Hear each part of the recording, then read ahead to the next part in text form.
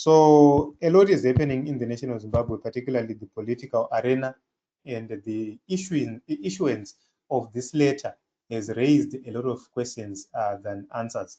When you look at it, usually there is the one anonzi, is it Kenel Alpheus Makotore, if I'm not mistaken about the rank, but it's called Alpheus Makotore. He's the one who usually issues these letters.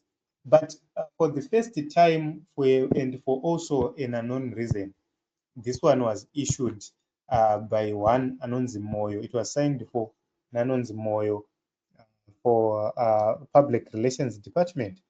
So usually you could see the ranks of the person who issued this letter, but this time around it's not there.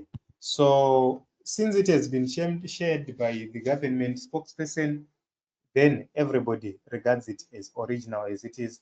The stamps are there, which means it's authentic. So this is what is happening in Zimbabwe, in the nation of Zimbabwe. And we do not know if whatever which this letter purports to mean, does it mean anything about Comrade Geza? I'm now giving my own views after whatever which we have seen. We have seen that Comrade Geza came in person and is well known in terms of his name and who he is. But this letter didn't dare to mention anything to do with Comrade Geza, something which a lot of people are asking questions to say, okay, why?